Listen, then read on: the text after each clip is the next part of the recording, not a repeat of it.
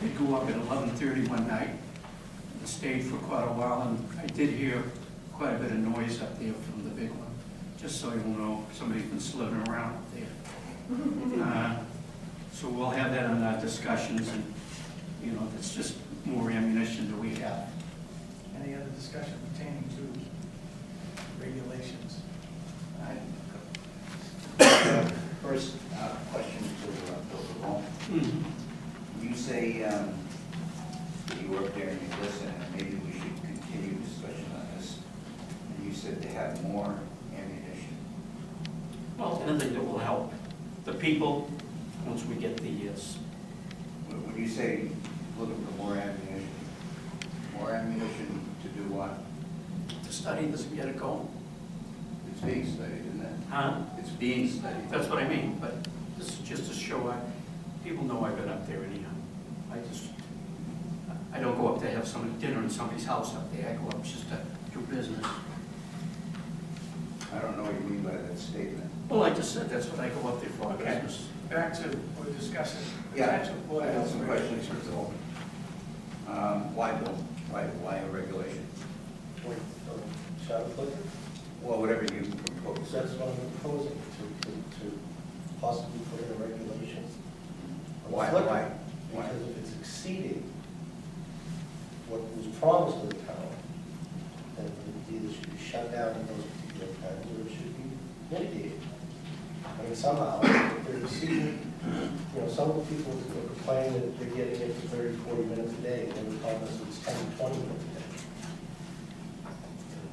You know, it just seems to be excessive in some of the neighborhoods, some of the lower neighborhoods below the tower, with the turbine, are affected by it or another.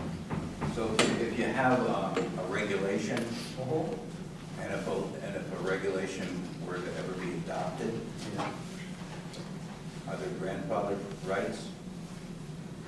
Not if they're exceeding, the only grandfather rights that they may have of what was proposed in the original scope, the Green Energy Committee, and the planning board, as to this is how much they're going to get a year, and that's what we're saying they get.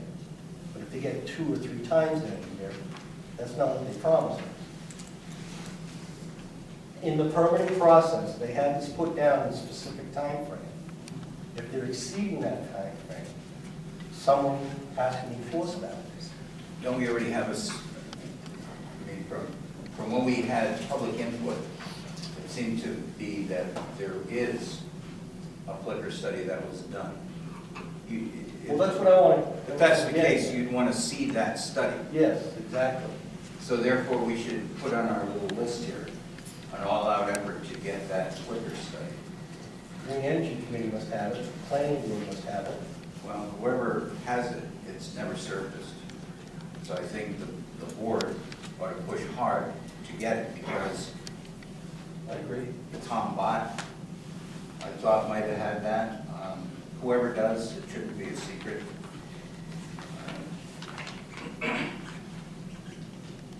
So I'd ask that be part of the minutes. No, I agree, and that's what I put this on for, was first to discuss this and see if we wanted to go a little deeper into it, because no one's studying it, no one's enforcing it, no one's regulating it. And again, the promises made, and I have a feeling some of these promises are not being kept. They are legally permitted, they've been zoned, but there was a proposal we put together to put this whole package together. And if they're exceeding the vision, the flickering, and they're exceeding the noise levels, then, you know, from that was promised, then again, that's why I want to see the sound studies. If you find that to be the case, then it's not a regulation that we'd be looking for. It should be mitigation. To Dan's point about grandfathering, I don't know exactly how the board would feel on that, but certainly these windmills get old in time and might get noisier. The blades may change. Hey, the weather may change. It may be that the sun changes and you have 2 hours a day of flicker. You have a regulation that says 20 to 30 minutes. It's not our, we would want to protect the citizens from 20 minutes of flicker. The sun changes with whatever, global warming or whatever, not going to do with numbers here, but I think a regulation with some limitations would be important as these things age, assuming they age. So I would hope that a regulation take the noise into consideration. Who guides us on the formation of the regulation? There are none of us here that are qualified along those lines.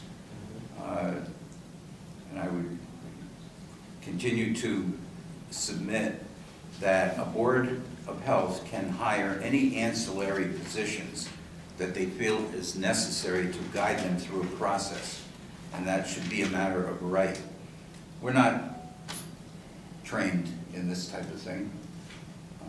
Our intentions may be good, but you don't feel we need somebody who knows a lot more about these things than we do to come in and to guide us through that process if that was the direction that we were going to travel? You feel we're competent to do this on our own? No. I think Henny can talk with any of the other communities that have put regulations together for their turbines, and we could glean through those, not only us, but other people, the public, and perhaps legal counsel. I mean, we're not the only people in the state or in the country, for that matter, that have regulations. We've had town council. I know you're looking for special counsel, but if town council can suffice, that's fine. If he says he can't do it, we can certainly ask for special counsel to guide us on it. You know he's going to say we can do it, that he can do it. Not going to let go of this, Bill. You know, well, if we can't, if we get to that stumbling block and we cannot nail it down, then certainly we can look for outside sources. What you're saying, I think, also, without necessarily using the words, but if there's nothing in it about flicker study, and flickering is becoming a nuisance issue, then this board should act on it. We'll find out in a week if Maybe. there's anything in writing on it. For the permitting process, because you don't remember, these things were permitted, there were promises made, and I feel at this point in time, some of them aren't being kept.